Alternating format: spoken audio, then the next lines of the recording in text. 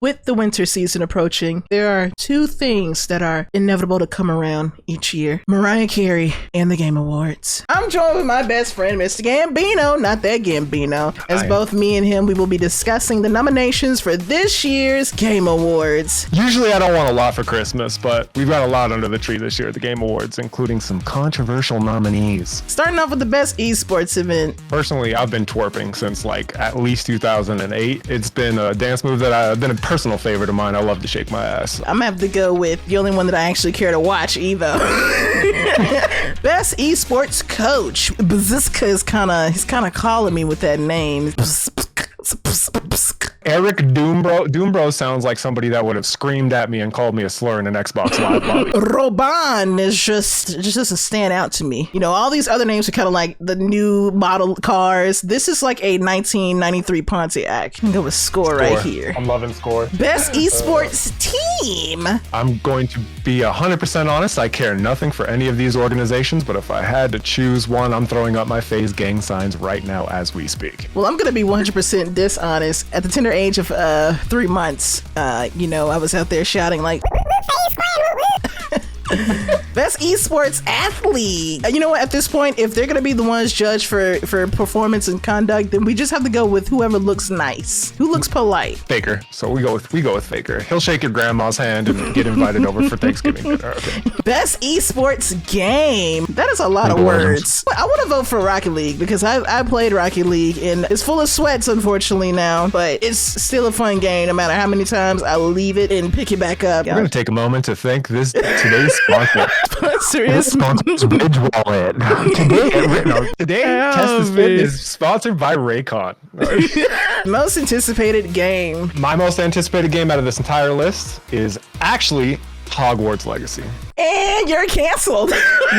But I need to put this out there, all right? I need somebody to totally don't do this. I'm just saying this out loud. Assassinate J.K. Rowling so that she can have nothing to do with the Hogwarts IP anymore and I can enjoy my fucking media without her bullshit. But secondly, Hogwarts Legacy is the first action RPG version of any Harry Potter game that we've gotten, especially in the new age. And I know a lot of us grew up on Harry Potter and we hate to see this shit die just because some dumb, stupid, poopy, big, ridiculous head is a turf. Poop head, poopy. Stupid. I'm gonna really have to go with process of elimination. You're a remake. You're gone. Starfield, your Bethesda game. You're not gonna work on day one. She's not gonna work on year one. Let's be honest with each other. She's not gonna work until they remake her for the third time 6 years from now. I still haven't really seen much of anything as far as Tears of the Kingdom. I bet you Final Fantasy 16 is gonna have an NFT DLC.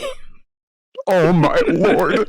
Now, Tess, I don't know quite what an NFT is. Could you break this down for me in layman's? Non-fungible materia. Next! Best adaptation. You think I'm gonna watch a fucking movie with Mark Wahlberg and Tom Holland playing Mark Wahlberg and Tom Holland and then call it Uncharted? I think not. Okay, I watched that movie. I can tell you I've watched the other 4 nominees. I fell asleep during the Uncharted movie. Mark Wahlberg could be playing a British stock market employee and he could still sound like he's dead straight out of Boston. Where are we going, Tommy Lee? Which brings us to the two that I think are the strongest candidates, which is Arcane and Cyberpunk. Yeah, these two are pretty tough to choose from, honestly. This anime literally brought their game back to life. Not only did it bring the game back to life, but it made it one of the most played games of the last decade. But I haven't seen Cyberpunk Edge Runner yet, but what I have seen is Arcane. I did not expect for a show to actually convince me for like a slither of a second to play League of Legends. That is powerful. Make you re-download it, open up the game, hit play, and then get into a match and realize all of your mistakes. Best debut indie. I've only heard of 3 of them. I know a lot of people played it and had a ton of fun playing a cat. I feel like this might low-key win because do not underestimate the power of cats on the internet. Stray also just pulled on a lot of people's heartstrings just because of the gameplay. I feel like they did a lot of things really, really right with the gameplay elements being like video gamey. You're a cat. But at the same time, the game felt good to play, just being a cat running around doing cat things. Content Creator of the Year. I think we have to watch our P's and Q's here because all of these people are super famous and will get canceled if we say bad things about them. So I love all of them. Carl Jacobs, Ludwig, Mob Psycho 100, PFP. We would never talk about them over here. As a matter of fact, I could never. They're all a part of my family. Like Ludwig, like I've never met a rude Ludwig. Have you ever met a rude Ludwig? I've met like no Ludwigs. Me neither. Exactly. At the end of the day, they all win. They're all winners. They're all number one in my heart. That's right. Best multiplayer. As much as I would say that Call of Duty is probably going to win this, do it honestly deserve it? Because yesterday, the Warzone launch was a flop. We're moving over to Overwatch 2. Can we just make one long fart noise and then move on to Splatoon 3? I think Splatoon 3 is gonna win. Best sports racing. Next! What do you mean? The NBA 2K23 is so innovative. It's the greatest. They have the WNBA in the NBA 2K. What do you mean? Games Do I want to play now. NBA 2K16 Part 7? No, I don't want to play. No, But you- absolutely wow. not. I'm going to go ahead and give this to Oli World. Just gonna ignore European NASCAR right here? Come on, All right. Dino. I thought you were more As cultured. a super red-blooded American who be drinking a Pabst Blue Ribbon as we speak, I'm gonna have to go ahead and say there ain't no Frenchie or European that I'm gonna go ahead and I'm gonna care about. I'm gonna go ahead with my Dale Earnhardt Jr. NASCAR. I actually played Oli World, and this actually a really fun skateboarding game. It's sort of like Tony Hawk meets one of your little Candy Crush mobile games. There's a lot of levels to do and a lot of fun to have. So I'm gonna give it to Oli World. Next!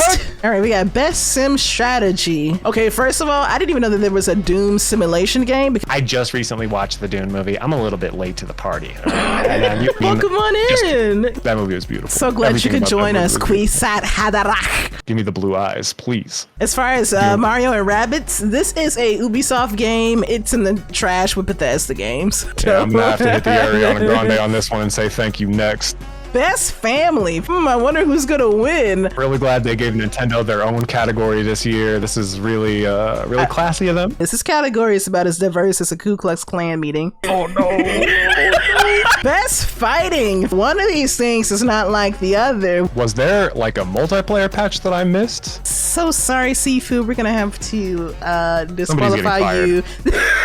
I'm gonna go with DNF Duel. It was popping when it came out. I would give it to King of Fighters, but how can you fight in a fighting game like King of Fighters if the matchmaking system is still broken to this day? As far as this JoJo game, I love JoJo with all my heart and soul, but how can you fight anybody when the netcode is Dookie Dog Water? And why in the world, if we're doing ports or re-releases, are we not putting Persona 4 Arena Ultimax up on this bitch and having that win the award? Because that was definitely the fighting game of the year for me. For that reason, I'm going to go ahead and give it to Rewind Multiverses because it was actually fun. I had to hit you with the M. Night Shyamalama Ding Dong right there. And From give you the downtown! Best role-playing. Live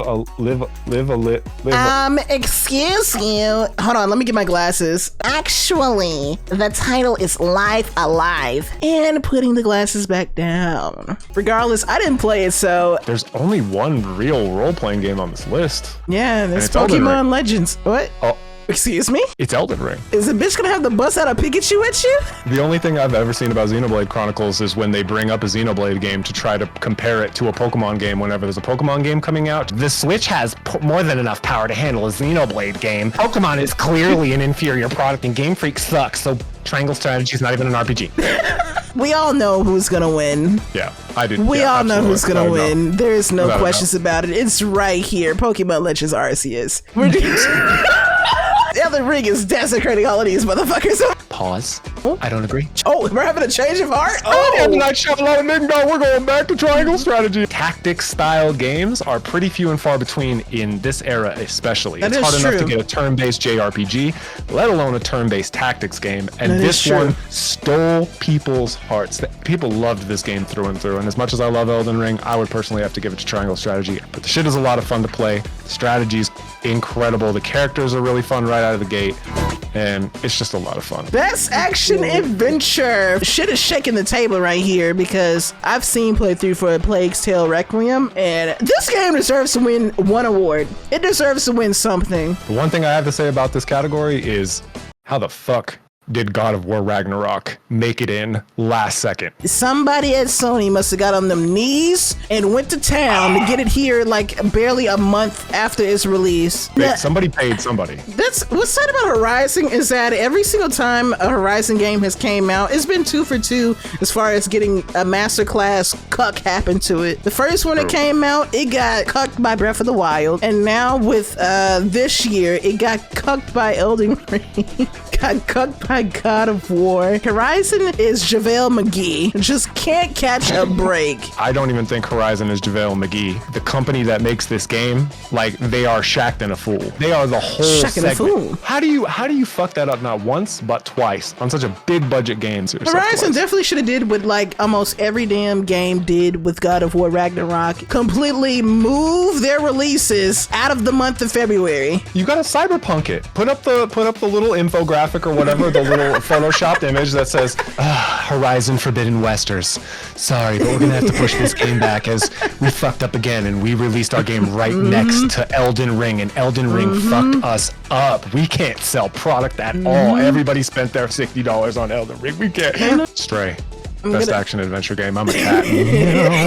Bitch, I'm a cat. Bitch, I'm a cat. I'm not a bat. I don't say thwack. As far as like playing God of War Ragnarok and watching Plague Tale Requiem, the combat in God of War is so fucking phenomenal and fun, but there are puzzles, and I feel like the puzzles it slows the pacing of the game down some. From what I've seen of a Plague Tale Requiem, I've seen where like the combat might not be as detailed as God of War, but as far as like the puzzle in that game, the puzzling in that game looks so interesting and unique. It's like playing it into the theme of like what the game is all about, with like having to like light fires so that this like swarm of rats don't completely consume your entire body and eat all your flesh off of you. It like ties into the theme of the game. God of War, you're sitting over here with fucking blades of chaos and an axe, and you're over here expecting for a man like Kratos to sit here and start doing Sudoku puzzles. I gotta go to Plague Tale.